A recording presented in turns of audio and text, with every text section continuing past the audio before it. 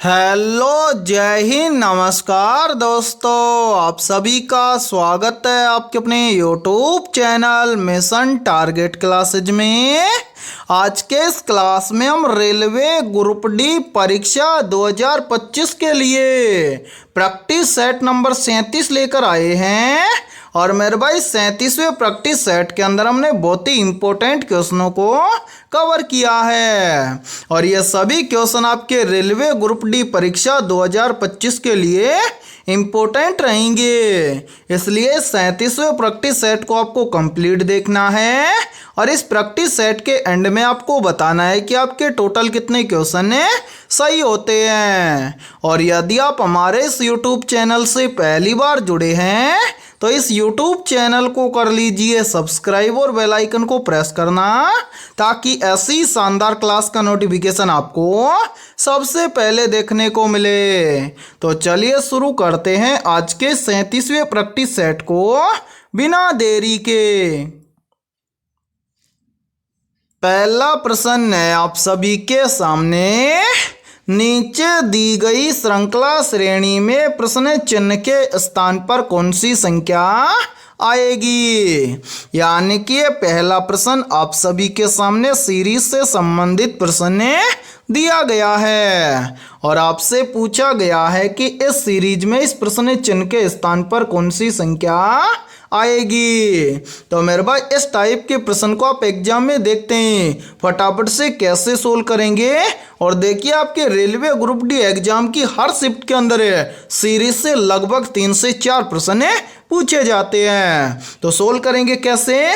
तो मेरे भाई मैंने आपको काफ़ी बार बताया है कि जब भी आपको एग्जाम के अंदर सीरीज से संबंधित प्रश्न दिया जाए तो आपको क्या करना है। सबसे पहले आपको यह देखना है कि सीरीज में आपको क्या क्या दिया गया है। तो मेरे भाई यहाँ पर देखिए सीरीज में हमें सबसे पहले दिया गया है 702, 702 के बाद में दिया गया है 700, 700 के बाद में दिया गया है 696, 696 के बाद में दिया गया है 690, 690 के बाद में दिया गया है 682 और 682 के बाद में हमसे पूछा गया है कि इस प्रश्न चिन्ह के स्थान पर कौन सी संख्या आएगी। तो मेरे भाई यहाँ पर देखिए इस सीरीज को किस प्रकार से सोल्व किया गया है। तो एक बार हम इन सभी को यहाँ से हटा देते हैं ताकि आपको समझने में कोई भी प्रॉब्लम ना आए। मेरे भाई यहाँ पर देखिए सीरीज में सबसे पहले दिया गया है 702, 702 से बन रहा है 700। तो 702 से 700 कैसे बनेगा। तो मेरे भाई ध्यान से देखिए यदि हम 702 में से क्या कर दें -2 कर दें तो यहाँ पर बन जाएगा 700। फिर देखिए 700 से कितना बन रहा है 696।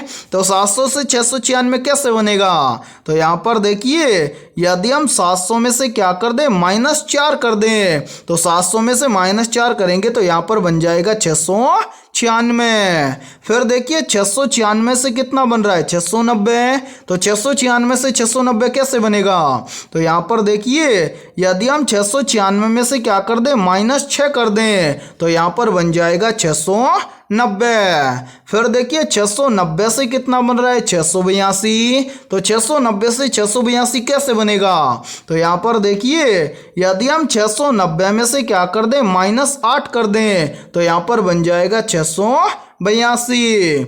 अब इसी प्रकार से हमसे पूछा गया है कि 682 से इस प्रश्न चिन्ह के स्थान पर कौन सी संख्या आएगी।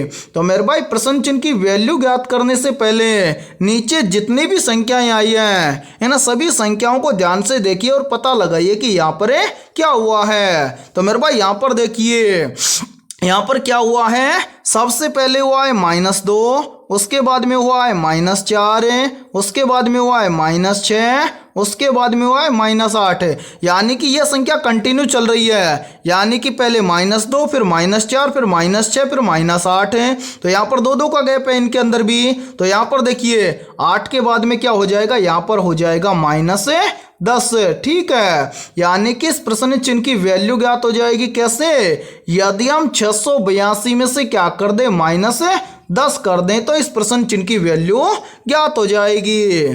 तो मेरे भाई यहाँ पर ध्यान से देखिए, यदि हम 682 में से क्या कर देंगे, -10 कर देंगे, तो यहाँ पर बचेगा 672। यानी कि इस प्रश्न चिन्ह के स्थान पर संख्या भरी जाएगी 672। अब हमें देखना है कि संख्या 672 किसी ऑप्शन में है। तो हाँ सर, संख्या 672 में दी गई है ऑप्शन डी के अंदर है। तो पहले प्रश्न के अंदर ऑप्शन डी हो जाएगा सभी का करेक्ट आंसर है। तो उम्मीद करता हूं कि ये पहला प्रश्न आपको अच्छे से क्लियर हो गया होगा। और जब भी इस टाइप का प्रश्न आपको एग्जाम में दिया जाएगा तो आप फटाफट से सोल्व कर लेंगे। ठीक है, और इसी के साथ में देखिए, आप सभी के लिए बहुत ही इंपॉर्टेंट सूचना है। यदि आप पहली बार के अंदर रेलवे ग्रुप डी एग्जाम 2025 को क्रैक करना चाहते हैं, तो हमने आपके रेलवे ग्रुप डी एग्जाम 2025 के लिए जीके, जीएस, साइंस, मैथमेटिक्स और रीजनिंग यानी कि ऑल सब्जेक्ट के ऊपर मोस्ट इंपोर्टेंट क्वेश्चंस का मास्टर पीडीएफ सेट तैयार किया है। और जो भी अभ्यर्थी ये कंप्लीट मास्टर पीडीएफ सेट लेना चाहता है, वो हमारे इस व्हाट्सएप नंबर पर कांटेक्ट करके ले सकता है। और मेरे भाई, इस कंप्लीट मास्टर पीडीएफ सेट की प्राइस हमने रखी है मात्र और मात्र 80 रुपये। यानी कि 80 रुपये की फीस के अंदर आपको रेलवे ग्रुप डी एग्जाम 2025 के लिए ऑल सब्जेक्ट के ऊपर फुल सॉल्यूशन के साथ में रामबाण क्वेश्चनों का मास्टर पीडीएफ सेट दिया जाएगा। और मैं आप सभी को ये गारंटी देता हूँ, यदि आप रेलवे ग्रुप डी एग्जाम 2025 से पहले इस कंप्लीट मास्टर पीडीएफ सेट को अच्छे से तैयार कर लेते हैं, तो आप पहली बार के अंदर रेलवे ग्रुप डी एग्जाम 2025 को क्रैक कर जाएंगे। ठीक है, तो चलिए फिर अगला प्रश्न देखते हैं। दूसरा प्रश्न है आप सभी के सामने, नीचे दी गई श्रृंखला श्रेणी में प्रश्न चिन्ह के स्थान पर कौन सी संख्या आएगी? यानी कि दूसरा प्रश्न आप सभी के सामने सीरीज से संबंधित प्रश्न दिया गया है और आपसे पूछा गया है कि इस सीरीज में इस प्रश्न चिन्ह के स्थान पर कौन सी संख्या आएगी। तो मेरे भाई, इस टाइप के प्रश्न को आप एग्जाम में देखते हैं, फटाफट से कैसे सोल्व करेंगे तो वो देखिए आपको जब भी एग्जाम के अंदर सीरीज से संबंधित प्रश्न दिया जाए तो आपको क्या करना है, सबसे पहले आपको ये देखना है कि सीरीज में आपको क्या क्या दिया गया है। तो मेरे भाई ध्यान से देखिए, सीरीज में हमें दिया गया है सबसे पहले 7, 7 के बाद में 56, 56 के बाद में 28, 28 के बाद में 224, 224 के बाद में दिया गया 112 और 112 के बाद में हमसे पूछा गया है कि इस प्रश्न चिन्ह के स्थान पर कौन सी संख्या आएगी। और मेरे भाई, ये प्रश्न भी आरआरबी ग्रुप डी एग्जाम 2022 के अंदर पूछा गया प्रश्न है। तो इस प्रश्न को कैसे सोल्व करेंगे वो देखिए मेरे भाई, यहाँ पर ध्यान से देखिए। इस सीरीज में सबसे पहले संख्या दी गई है 7, 7 के जस्ट आगे संख्या दी गई है 56, तो 7 से 56 कैसे बनेगा? तो ध्यान से देखिए, यदि हम 7 को क्या कर दें, 8 से गुणा कर दें, तो यहाँ पर बन जाएगा 7 8 के 56। फिर देखिए 56 के जस्ट आगे संख्या दी गई है 28, तो 56 से 28 कैसे बनेगा? तो मेरे भाई यहाँ पर देखिए, यदि हम 56 को क्या कर दें, 2 से भाग कर दें, तो 56 को यदि हम 2 से भाग कर देंगे तो यहाँ पर बन जाएगा 28। फिर देखिए 28 से आगे बन रहा है कितना, 224, तो 28 से 224 कैसे बनेगा? तो यहाँ पर देखिए, यदि हम 28 को क्या कर दें, 8 से गुणा कर दें, तो 28 को 8 से गुणा कर देंगे तो यहाँ पर बन जाएगा 224। फिर देखिए 224 के आगे बन रहा है 112, तो 224 से 112 कैसे बनेगा? तो मेरे भाई यहाँ पर देखिए, यदि हम 224 को क्या कर दें, 2 से भाग कर दें, तो 224 को 2 से भाग करेंगे तो यहाँ पर बन जाएगा 112। अब इसी प्रकार से हमसे पूछा गया है कि 112 से इस प्रश्न चिन्ह के स्थान पर कौन सी संख्या आएगी। तो मेरे भाई प्रश्न चिन्ह की वैल्यू ज्ञात करने से पहले नीचे जितनी भी संख्याएं आई हैं इन सभी संख्याओं को ध्यान से देखिए और पता लगाइए कि यहाँ पर क्या हुआ है। तो मेरे भाई यहाँ पर ध्यान से देखिए, सबसे पहले क्या हुआ 8 गुना, फिर क्या हुआ भाग 2, फिर क्या हुआ 8 गुना, फिर क्या हुआ भाग 2, यानी कि यहाँ पर सीरीज चल रही है। यानी कि पहले 8 गुना फिर 2 से भाग, फिर 8 गुना फिर 2 से भाग। तो यहाँ पर देखिए मेरे भाई 8 गुना फिर 2 से भाग, 8 गुना फिर 2 से भाग, 2 से भाग हो गया। तो अब यहाँ पर क्या होगा 8 से गुना, यानी कि 112 को यदि हम 8 से गुणा कर दे तो इस प्रश्न चिन्ह की वैल्यू ज्ञात हो जाएगी।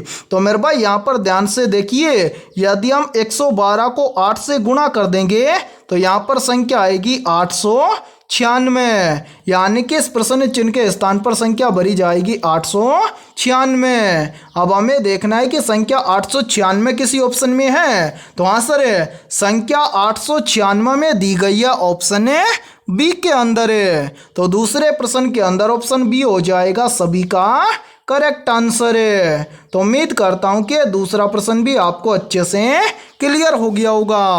और जब भी आपको एग्जाम के अंदर सीरीज से संबंधित प्रश्न दिया जाएगा तो आप फटाफट से सोल्व कर लेंगे। ठीक है, तो चलिए फिर अगला प्रश्न देखते हैं। तीसरा प्रश्न है आप सभी के सामने, यदि P का अर्थ भाग है, Q का अर्थ गुणा है, R का अर्थ प्लस है और S का अर्थ माइनस है तो नीचे दी गई समीकरण का मान ज्ञात करें। यानी कि तीसरा प्रश्न आप सभी के सामने गणितीय संक्रियाओं से संबंधित प्रश्न दिया गया है और आपसे पूछा गया है कि यदि हम इस प्रश्न के अकॉर्डिंग इस समीकरण को सोल्व करेंगे तो इस समीकरण का मान क्या होगा। तो सोल्व करेंगे कैसे, तो वो देखिए मेरे भाई, इस टाइप के प्रश्न को एग्जाम में सोल्व करना बहुत ही आसान होता है। सोल्व करेंगे कैसे, देखिए प्रश्न में स्पष्ट बोला गया है कि P का अर्थ है भाग, तो मेरे भाई P के स्थान पर हम क्या करेंगे, भाग करेंगे। ठीक है, इसी प्रकार से आगे बोला गया है कि Q का अर्थ है गुणा, तो Q के स्थान पर हम क्या करेंगे, गुणा करेंगे। आगे बोला गया है कि R का अर्थ है प्लस, R के स्थान पर हम क्या कर देंगे, प्लस कर देंगे। और लास्ट में बोला गया है कि S का अर्थ है माइनस, तो S के स्थान पर हम क्या कर देंगे, माइनस कर देंगे। अब हम बनाएंगे नया समीकरण।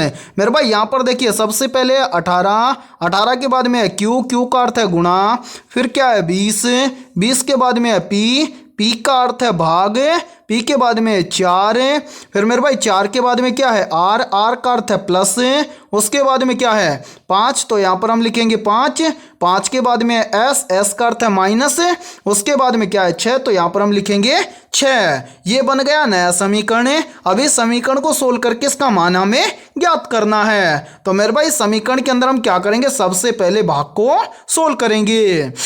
तो यहाँ पर देखिए सबसे पहले 18, उसके बाद में है गुणा, यहाँ पर हम क्या करेंगे 4 का भाग देंगे 20 में, तो ये चला जाएगा 5 चौक 20। उसके बाद में आगे है क्या मेरे भाई, यहाँ पर है प्लस का 5 और आगे है माइनस का 6।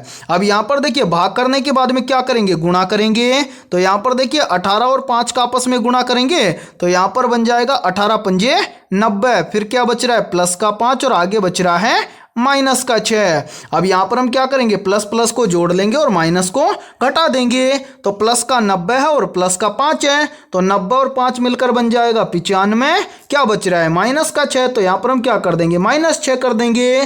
तो मेरे भाई 95 में से 6 को निकाल देंगे तो यहाँ पर बचेगा 89।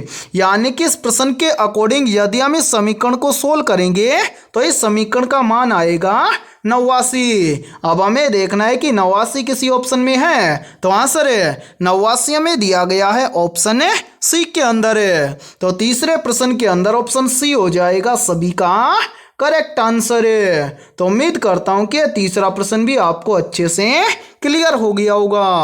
और जब भी इस टाइप का प्रश्न आपको एग्जाम में दिया जाएगा तो आप फटाफट से सोल्व कर लेंगे। ठीक है, तो चलिए फिर अगला प्रश्न देखते हैं। चौथा प्रश्न है आप सभी के सामने। उस संख्या का चयन कीजिए जो नीचे दी गई श्रृंखला में प्रश्न चिन्ह के स्थान पर आ सकती है। यानी कि चौथा प्रश्न आप सभी के सामने सीरीज से संबंधित प्रश्न दिया गया है और आपसे पूछा गया है कि इस सीरीज में इस प्रश्न चिन्ह के स्थान पर कौन सी संख्या आएगी। तो मेरे भाई इस टाइप के प्रश्न को आप एग्जाम में देखते हैं, फटाफट से कैसे सोल्व करेंगे तो वो देखिए आपको जब भी एग्जाम के अंदर सीरीज से संबंधित प्रश्न दिया जाए तो आपको क्या करना है, सबसे पहले आपको ये देखना है कि सीरीज में आपको क्या क्या दिया गया है। तो यहाँ पर देखिए सीरीज में हमें दिया गया है सबसे पहले एक, एक के बाद में 5, 5 के बाद में 13, 13 के बाद में 29, 29 के बाद में 61 और 61 के बाद में पूछा गया है कि इस प्रश्न चिन्ह के स्थान पर कौन सी संख्या आएगी। तो मेरे भाई यहाँ पर देखिए सीरीज को किस प्रकार से सोल्व किया गया है। तो मेरे भाई यहाँ पर देखिए सीरीज में सबसे पहले एक से बन रहा है 5, 1 से 5 कैसे बनेगा। तो यहाँ पर ध्यान से देखिए यदि हम एक का क्या कर दे 2 गुना करें तो 1 का 2 गुना बनेगा 2 और 2 के अंदर क्या कर दे +3 कर दें तो 2 और 3 मिलकर बन जाएगा 5। फिर देखिए 5 से कितना बन रहा है 13, 5 से 13 कैसे बनेगा। तो यहाँ पर भी देखिए यदि हम 5 का सबसे पहले क्या कर दे 2 गुना तो 5 का 2 गुना बनेगा 10 और 10 के अंदर क्या कर दे +3 कर दें तो 10 और 3 मिलकर बन जाएगा 13। इसी प्रकार से देखिए 13 से बन रहा है 29 तो 13 से 29 कैसे बनेगा। तो मेरे भाई यहाँ पर भी देखिए यदि हम 13 का क्या कर दे 2 गुना करें तो 13 का 2 गुना बनेगा 26 और 26 के अंदर क्या कर दे +3 कर दें तो 26 और 3 मिलकर बन जाएगा 29। फिर देखिए 29 से कितना बन रहा है 61 तो 29 से 61 कैसे बनेगा। तो मेरे भाई यहाँ पर देखिए यदि हम सबसे पहले क्या कर दें 29 का 2 गुना कर दें तो 29 का 2 गुना बनेगा 58 और 58 के अंदर +3 कर देंगे तो 58 और 3 मिलकर बन जाएगा 61। अब इसी प्रकार से हम क्या करेंगे 61 से इस प्रश्न चिन्ह की वैल्यू ज्ञात करेंगे। तो मेरे भाई 61 से इस प्रश्न चिन्ह की वैल्यू ज्ञात करने से पहले नीचे जितनी भी संख्याएं आई हैं है ना सभी संख्याओं को ध्यान से देखिए और पता लगाइए कि यहाँ पर क्या हुआ है। तो मेरे भाई यहाँ पर क्या हुआ है यानी कि पहले 2 गुना उसके बाद में +3 फिर 2 गुना फिर +3 फिर 2 गुना फिर +3 उसके बाद में 2 गुना +3। तो मेरे भाई 61 से इस प्रश्न चिन्ह की वैल्यू निकालने के लिए हम यहाँ पर क्या कर देंगे सबसे पहले तो करेंगे 61 का 2 गुना और इसके अंदर क्या कर देंगे +3 कर देंगे तो 61 का 2 गुना कितना हो जाएगा। तो मेरे भाई यहाँ पर देखिए 61 का करेंगे 2 गुना तो 61 का 2 गुना हो जाएगा 122, ठीक है, और 122 के अंदर +3 कर देंगे तो 122 और 3 मिलकर बन जाएगा 125। यानी कि इस प्रश्न चिन्ह के स्थान पर संख्या भरी जाएगी 125। अब हमें देखना है कि संख्या 125 किसी ऑप्शन में है। तो आंसर संख्या 125 हमें दी गई है ऑप्शन सी के अंदर।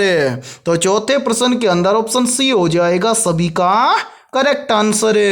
तो उम्मीद करता हूं कि चौथा प्रश्न भी आपको अच्छे से क्लियर हो गया होगा और जब भी इस टाइप का प्रश्न आपको एग्जाम में दिया जाएगा तब फटाफट से सोल्व कर लेंगे, ठीक है। तो चलिए फिर अगला प्रश्न देखते हैं।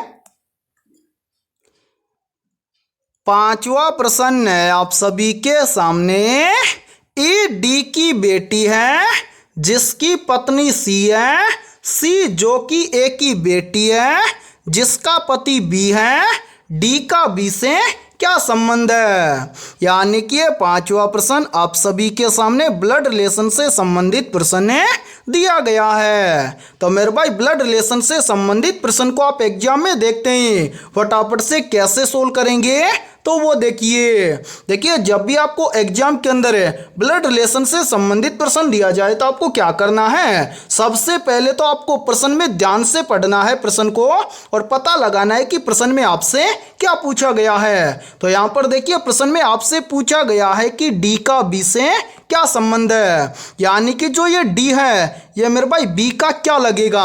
कैसे सोल्व करेंगे तो वो देखिए। सबसे पहले इस प्रश्न के अकॉर्डिंग हम क्या करेंगे, एक छोटा सा डायग्राम तैयार करेंगे और उस डायग्राम को देखकर हम बताएंगे कि डी का बी से क्या संबंध है। ठीक है मेरे भाई, उससे पहले एक बार इन सभी को यहाँ से हटा देते हैं ताकि आपको समझने में कोई भी प्रॉब्लम ना आए।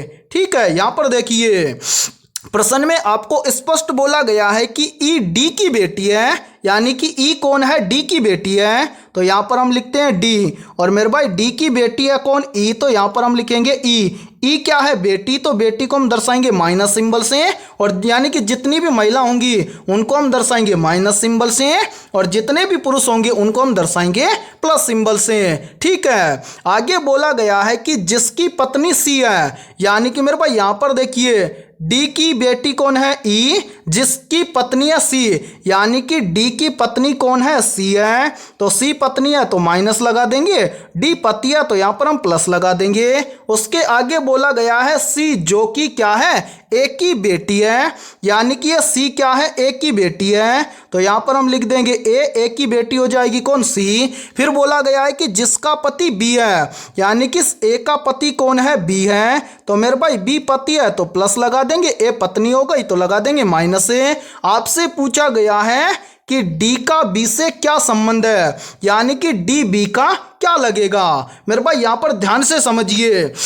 यहाँ पर देखिए डी कौन है, ये है सी का पति। ठीक है, और ये यहाँ पर देखिए ये सी क्या है, यहाँ पर ए की बेटी, और ए क्या है, बी की पत्नी। यानी कि मेरे भाई यहाँ पर ध्यान से समझिए, एक बार कलर चेंज कर लेते हैं यहाँ पर। ठीक है, अब देखिए यहाँ पर मेरे भाई यहाँ पर देखिए ये ए क्या है, सी की माँ। तो मेरे भाई ये बी क्या हुआ, सी का पिता। ठीक है, और ये डी क्या है, यहाँ पर ध्यान से देखिए डी क्या है, सी का पति है। अब यहाँ पर आपसे पूछ रहा है कि डी का बी से क्या संबंध है। यानी कि जो ये डी है ये इस बी का क्या लगेगा। तो मेरे भाई आपके यानी कि आपकी पत्नी के पिता आपके क्या लगेंगे, ससुर, और ससुर के आप क्या लगेंगे, दामाद। तो डी का बी से क्या संबंध है। तो मेरे भाई यहाँ पर देखिए जो ये डी है ये इस बी का क्या लगेगा, दामाद लगेगा। अब आपको देखना है कि दामाद किसी ऑप्शन में है। तो हाँ सर, दामाद हमें दिया गया है ऑप्शन ए के अंदर है। तो पांचवें प्रश्न के अंदर ऑप्शन ए हो जाएगा सभी का करेक्ट आंसर है। तो उम्मीद करता हूं कि पांचवा प्रश्न भी आपको अच्छे से क्लियर हो गया होगा। और जब भी इस टाइप का प्रश्न आपको एग्जाम में दिया जाएगा तो आप फटाफट से सोल्व कर लेंगे। ठीक है, तो चलिए फिर अगला प्रश्न देखते हैं। छठा प्रश्न है आप सभी के सामने। मानव शरीर में कौन सा पदार्थ तात्कालिक ऊर्जा का मुख्य स्रोत है। Option A protein, option B है खनिज लवण, ऑप्शन सी है विटामिन, और ऑप्शन डी है कार्बोहाइड्रेट। तो यहाँ पर देखिए इन चारों में से करेक्ट आंसर हो जाएगा सभी का ऑप्शन है डी। यानी कि मानव शरीर में तात्कालिक ऊर्जा का मुख्य स्रोत है कार्बोहाइड्रेट। तो छठे प्रश्न के अंदर करेक्ट आंसर हो जाएगा सभी का ऑप्शन है डी। तो चलिए फिर अगला प्रश्न देखते हैं। सातवां प्रश्न है आप सभी के सामने। निम्नलिखित में से ध्वनि तरंगे किस प्रकार की तरंगे होती हैं। ऑप्शन ए अनुप्रस्थ तरंगे होती हैं, ऑप्शन बी है अनुदैर्घ्य तरंगे होती हैं, ऑप्शन सी है स्थिर तरंगे होती है, और ऑप्शन डी है इनमें से कोई नहीं। तो यहाँ पर देखिए इन चारों में से करेक्ट आंसर हो जाएगा सभी का ऑप्शन है बी। यानी कि ध्वनि तरंगे एक प्रकार से अनुदैर्घ्य तरंगे होती है, या फिर हम बोल सकते हैं कि जो ध्वनि तरंगे होती है ये किस प्रकार की तरंग होती है। तो मेरे भाई ध्वनि तरंगे अनुदैर्घ्य तरंगे होती है। ठीक है, तो सातवें प्रश्न के अंदर करेक्ट आंसर हो जाएगा सभी का ऑप्शन है बी। तो चलिए फिर अगला प्रश्न देखते हैं। आठवां प्रश्न है आप सभी के सामने। निम्न में से ब्रेन ऑफ कंप्यूटर किसे कहा जाता है। ऑप्शन ए हार्ड डिस्क को, ऑप्शन बी है रैम मेमोरी को, ऑप्शन सी है सीपीयू को, और ऑप्शन डी है ALU को। तो जल्दी से बताइए इन चारों में से करेक्ट आंसर है क्या होगा। आपसे पूछा गया है कि ब्रेन ऑफ कंप्यूटर किसे कहा जाता है। या फिर देखिए मेरे भाई इसी प्रश्न को एग्जाम के अंदर ऐसे भी पूछ लिया जाता है। प्रश्न पूछा जाता है कि कंप्यूटर का मस्तिष्क किसे कहा जाता है। तो यहाँ पर देखिए इन चारों में से करेक्ट आंसर हो जाएगा सभी का ऑप्शन है सी, यानी कि कंप्यूटर का मस्तिष्क या ब्रेन ऑफ कंप्यूटर कहा जाता है CPU को। तो 8वें प्रश्न के अंदर करेक्ट आंसर हो जाएगा सभी का ऑप्शन है सी।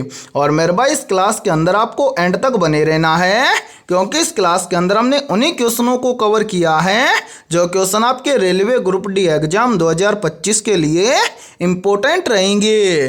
ठीक है। और मेरे भाई यहाँ पर देखिए एक प्रश्न का आंसर सभी को कमेंट सेक्शन के अंदर कमेंट करके बताना है। आप सभी को बताना है कि CPU का पूरा नाम क्या होता है। ठीक है, तो चलिए फिर अगला प्रश्न देखते हैं। 9वां प्रश्न है आप सभी के सामने। निम्नलिखित में से नीला तोता किसे कहा जाता है। ऑप्शन ए कॉपर सल्फेट को, ऑप्शन बी है कैल्शियम सल्फेट को, ऑप्शन सी है सोडियम सल्फेट को, और ऑप्शन डी है आयरन सल्फाइड को। तो यहाँ पर देखिए इन चारों में से करेक्ट आंसर हो जाएगा सभी का ऑप्शन है ए, यानी कि नीला तोता कहा जाता है कॉपर सल्फेट को। तो 9वें प्रश्न के अंदर करेक्ट आंसर हो जाएगा सभी का ऑप्शन है ए। और मेरे भाई इस क्लास के अंदर आपको एंड तक बने रहना है, क्योंकि इस क्लास के अंदर हमने बहुत ही इंपॉर्टेंट क्वेश्चनों को कवर किया है और ये सभी क्वेश्चन आपके रेलवे ग्रुप डी एग्जाम 2025 के लिए भी इंपॉर्टेंट रहेंगे। ठीक है, तो चलिए फिर अगला प्रश्न देखते हैं। 10वां प्रश्न है आप सभी के सामने।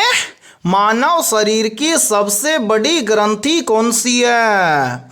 ऑप्शन ए थायराइड ग्रंथि, ऑप्शन बी है यकृत ग्रंथि, ऑप्शन सी है अग्नाशय ग्रंथि, और ऑप्शन डी है पिट्यूटरी ग्रंथि। तो जल्दी से बताइए इन चारों में से करेक्ट आंसर है क्या होगा। आपसे पूछा गया है कि मानव शरीर की सबसे बड़ी ग्रंथि कौन सी है। तो यहाँ पर देखिए इन चारों में से करेक्ट आंसर हो जाएगा सभी का ऑप्शन है बी, यानी कि मानव शरीर की सबसे बड़ी ग्रंथि है यकृत ग्रंथि। तो 10वें प्रश्न के अंदर करेक्ट आंसर हो जाएगा सभी का ऑप्शन है बी। और मेरे भाई यहाँ पर देखिए यहीं से एक क्वेश्चन और बनता है और ये क्वेश्चन भी काफी बार एग्जाम के अंदर रिपीट होता है। प्रश्न पूछा जाता है कि मानव शरीर की किस ग्रंथि को मास्टर ग्रंथि कहा जाता है। तो मेरे भाई याद रखना, मानव शरीर की पिट्यूटरी ग्रंथि को क्या कहा जाता है, मास्टर ग्रंथि कहा जाता है। ठीक है। और यहाँ पर देखिए यदि ये क्लास आपको पसंद आ रही है तो जल्दी से एक बार इस क्लास को लाइक कर दीजिए, और यदि आप हमारे इस YouTube चैनल से पहली बार जुड़े हैं तो इस YouTube चैनल को कर लीजिए सब्सक्राइब और बेल आइकन को प्रेस करना, ताकि ऐसी शानदार क्लास का नोटिफिकेशन आपको सबसे पहले देखने को मिले। ठीक है, तो चलिए फिर अगला प्रश्न देखते हैं। 11वां प्रश्न है आप सभी के सामने। भारत में ऊर्जा उत्पादन के लिए निम्नलिखित में से कौन सा प्रमुख कच्चा पदार्थ है। तो यहाँ पर देखिए इन चारों में से करेक्ट आंसर हो जाएगा सभी का ऑप्शन है डी, यानी कि भारत में ऊर्जा उत्पादन के लिए प्रमुख कच्चा पदार्थ है कोयला। तो 11वें प्रश्न के अंदर करेक्ट आंसर हो जाएगा सभी का ऑप्शन है डी। और मेरे भाई इस क्लास के अंदर आपको एंड तक बने रहना है, क्योंकि इस क्लास के अंदर हमने बहुत ही इंपॉर्टेंट क्वेश्चनों को कवर किया है और ये सभी क्वेश्चन आपके एग्जाम के लिए भी इंपॉर्टेंट रहेंगे। और यदि आपको किसी भी क्वेश्चन के अंदर कोई भी डाउट हो तो आप उस क्वेश्चन के बारे में कमेंट सेक्शन के अंदर पूछ सकते हैं। और यदि इन सभी क्वेश्चनों में से आपको किसी भी क्वेश्चन का आंसर पहले से आता हो तो उस क्वेश्चन का आंसर आप कमेंट सेक्शन के अंदर जरूर कमेंट करें। ठीक है, तो चलिए फिर अगला प्रश्न देखते हैं। 12वां प्रश्न है आप सभी के सामने। निम्नलिखित में से रेड डाटा पुस्तक किससे संबंधित है? मेरे भाई मोस्ट इंपोर्टेंट प्रश्न है ये, और ये प्रश्न बार बार एग्जाम के अंदर रिपीट होता है। तो इस प्रश्न को आप अपनी नोटबुक के अंदर जरूर नोट करना और जल्दी से बताइए इन चारों में से करेक्ट आंसर क्या होगा। आपसे पूछा गया है कि रेड डाटा पुस्तक किससे संबंधित है। तो यहाँ पर देखिए इन चारों में से करेक्ट आंसर हो जाएगा सभी का ऑप्शन है बी, यानी कि रेड डाटा पुस्तक संबंधित है संकटग्रस्त प्रजातियों से। तो 12वें प्रश्न के अंदर करेक्ट आंसर हो जाएगा सभी का ऑप्शन है बी। तो चलिए फिर अगला प्रश्न देखते हैं। 13वां प्रश्न है आप सभी के सामने। शुद्ध जल का पीएच मान कितना होता है? मेरे भाई ये प्रश्न आरआरबी ग्रुप डी एग्जाम 2018 के अंदर पूछा गया प्रश्न है। प्रश्न पूछा गया था कि शुद्ध जल का पीएच मान कितना होता है। तो यहाँ पर देखिए इन चारों में से करेक्ट आंसर हो जाएगा सभी का ऑप्शन है सी, यानी कि शुद्ध जल का पीएच मान होता है 7। तो 13वें प्रश्न के अंदर करेक्ट आंसर हो जाएगा सभी का ऑप्शन है सी। तो चलिए फिर अगला प्रश्न देखते हैं। 14वां प्रश्न है आप सभी के सामने। निम्नलिखित में से अमीर खुसरो किस वाद्य यंत्र से संबंधित है? मेरे भाई मोस्ट इंपोर्टेंट प्रश्न है ये, तो जल्दी से बताइए इन चारों में से करेक्ट आंसर क्या होगा। आपसे पूछा गया है कि अमीर खुसरो किस वाद्य यंत्र से संबंधित है। तो यहाँ पर देखिए इन चारों में से करेक्ट आंसर हो जाएगा सभी का ऑप्शन है ए, यानी कि अमीर खुसरो का संबंध है सितार वाद्य यंत्र से। तो 14वें प्रश्न के अंदर करेक्ट आंसर हो जाएगा सभी का ऑप्शन है ए। तो चलिए फिर अगला प्रश्न देखते हैं। 15वां प्रश्न है आप सभी के सामने। पानीपत का तीसरा युद्ध कब लड़ा गया था? या फिर देखिए इसी प्रश्न को एग्जाम के अंदर घुमाकर ऐसे भी पूछ लिया जाता है।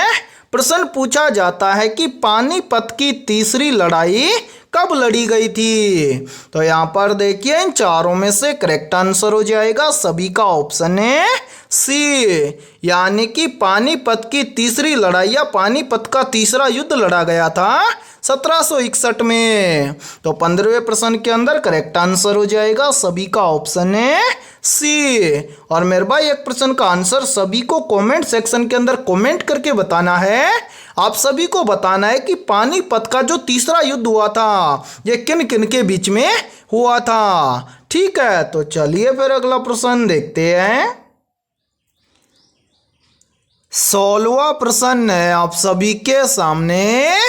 भारत में सबसे पहले खोजा गया शहर कौन सा था? तो यहाँ पर देखिए इन चारों में से करेक्ट आंसर हो जाएगा सभी का ऑप्शन है ए, यानी कि भारत में सबसे पहले खोजा गया शहर था हड़प्पा। तो 16वें प्रश्न के अंदर करेक्ट आंसर हो जाएगा सभी का ऑप्शन है ए। तो चलिए फिर अगला प्रश्न देखते हैं। 17वां प्रश्न है आप सभी के सामने। भागीरथी और अलकनंदा नदियां मिलकर किस नदी का निर्माण करती हैं? या फिर देखिए इसी प्रश्न को एग्जाम के अंदर घुमाकर ऐसे भी पूछ लिया जाता है। प्रश्न पूछा जाता है कि भागीरथी नदी और अलकनंदा नदी ये दोनों नदियां आपस में मिलकर किस नदी का निर्माण करती हैं? तो यहाँ पर देखिए इन चारों में से करेक्ट आंसर हो जाएगा सभी का ऑप्शन है ए, यानी कि भागीरथी और अलकनंदा नदियां मेरे भाई ये दोनों नदियां आपस में मिलकर गंगा नदी का निर्माण करती हैं। तो 17वें प्रश्न के अंदर करेक्ट आंसर हो जाएगा सभी का ऑप्शन है ए। और मेरे भाई यहाँ पर देखिए यहीं से क्वेश्चन और बनता है और ये क्वेश्चन भी काफ़ी बार एग्जाम के अंदर पूछा जाता है। प्रश्न पूछा जाता है कि भारत की सबसे लंबी नदी कौन सी है। तो मेरे भाई याद रखना भारत की सबसे लंबी नदी है गंगा नदी। ठीक है, तो चलिए फिर अगला प्रश्न देखते हैं। 18वां प्रश्न है आप सभी के सामने। निम्नलिखित में से लोकटक झील भारत के किस राज्य में स्थित है। मेरे भाई ये प्रश्न आरआरबी ग्रुप डी एग्जाम 2018 के अंदर पूछा गया प्रश्न है। तो जल्दी से बताइए इन चारों में से करेक्ट आंसर क्या होगा। आपसे पूछा गया है कि लोकटक झील भारत के किस राज्य में स्थित है। तो यहाँ पर देखिए इन चारों में से करेक्ट आंसर हो जाएगा सभी का ऑप्शन है ए, यानी कि लोकटक झील भारत के मणिपुर राज्य में स्थित है। तो 18वें प्रश्न के अंदर करेक्ट आंसर हो जाएगा सभी का ऑप्शन है ए। और मेरे भाई यहाँ पर देखिए आप सभी के लिए बहुत ही इंपॉर्टेंट सूचना है। यदि आप पहली बार के अंदर रेलवे ग्रुप डी एग्जाम 2025 को क्रैक करना चाहते हैं तो हमने आपके रेलवे ग्रुप डी एग्जाम 2025 के लिए ऑल सब्जेक्ट के ऊपर 25,000 प्लस रामबाण क्वेश्चनों का मास्टर पीडीएफ सेट तैयार किया है।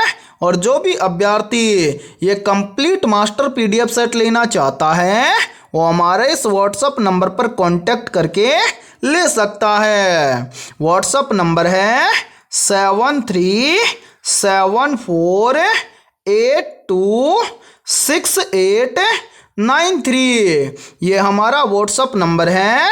इस व्हाट्सएप नंबर पर आप कांटेक्ट करके इस कंप्लीट मास्टर पीडीएफ सेट को ले सकते हैं। और मेरे भाई इस कंप्लीट मास्टर पीडीएफ सेट की प्राइस हमने रखी है मात्र और मात्र 80 रुपये, यानी कि 80 रुपये की फीस के अंदर आपको रेलवे ग्रुप डी एग्जाम 2025 के लिए ऑल सब्जेक्ट के ऊपर फुल सॉल्यूशन के साथ में रामबाण क्वेश्चनों का मास्टर पीडीएफ सेट दिया जाएगा। और मैं आप सभी को ये गारंटी देता हूँ यदि आप रेलवे ग्रुप डी एग्जाम 2025 से पहले इस कंप्लीट मास्टर पीडीएफ सेट को अच्छे से तैयार कर लेते हैं तो आप पहली बार के अंदर रेलवे ग्रुप डी एग्जाम 2025 को क्रैक कर जाएंगे।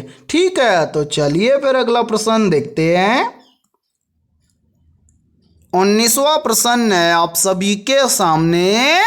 हीराकुंड बांध किस नदी पर बनाया गया है। या फिर देखिए इसी प्रश्न को एग्जाम के अंदर ऐसे भी पूछ लिया जाता है। प्रश्न पूछा जाता है कि हीराकुंड बांध किस नदी पर बना हुआ है। तो मेरे भाई याद रखना हीराकुंड बांध बना हुआ है महानदी पर। तो 19वें प्रश्न के अंदर करेक्ट आंसर हो जाएगा सभी का ऑप्शन है बी। और मेरे भाई यहीं से देखिए एक प्रश्न और बनता है और ये प्रश्न भी बार बार एग्जाम के अंदर रिपीट होता है। प्रश्न पूछा जाता है कि भारत का सबसे लंबा बांध कौन सा है और किस राज्य में स्थित है। तो याद रखना भारत का सबसे लंबा बांध है हीराकुंड बांध।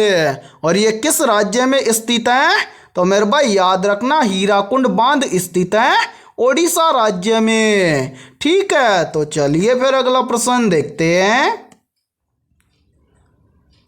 20वां प्रश्न है आप सभी के सामने। अंतर्राष्ट्रीय न्यायालय के न्यायाधीशों का कार्यकाल कितने वर्ष का होता है। मेरे भाई मोस्ट इम्पोर्टेंट प्रश्न है ये। तो जल्दी से बताइए इन चारों में से करेक्ट आंसर क्या होगा। आप सभी से पूछा गया है कि अंतर्राष्ट्रीय न्यायालय के न्यायाधीशों का कार्यकाल कितने वर्ष का होता है। तो यहाँ पर देखिए इन चारों में से करेक्ट आंसर हो जाएगा सभी का ऑप्शन है सी, यानी कि अंतर्राष्ट्रीय न्यायालय के न्यायाधीशों का कार्यकाल होता है 9 वर्ष का। तो 20वें प्रश्न के अंदर करेक्ट आंसर हो जाएगा सभी का ऑप्शन है सी। तो मेरे भाई आज की इस क्लास के अंदर इतना ही। यदि ये क्लास आपको पसंद आई है तो जल्दी से एक बार इस क्लास को लाइक कर दीजिए और यदि आप हमारे इस YouTube चैनल से पहली बार जुड़े हैं तो इस YouTube चैनल को कर लीजिए सब्सक्राइब और बेल आइकन को प्रेस करना, ताकि ऐसी शानदार क्लास का नोटिफिकेशन आपको सबसे पहले देखने को मिले। और आज के इस क्लास के अंदर हमने 20 बहुत ही इंपॉर्टेंट क्वेश्चन करवाए हैं। तो इन 20 में से आपके कितने क्वेश्चन सही हुए हैं सभी को कमेंट सेक्शन के अंदर कमेंट करके बताना है। और जिन भी अभ्यर्थियों के इन 20 में से लगभग 18 प्लस क्वेश्चन सही हुए हैं तो समझना उनकी तैयारी बेहतर है। तो फिर मिलते हैं ऐसे ही बेहतरीन क्वेश्चनों के साथ सुबह 7 बजे।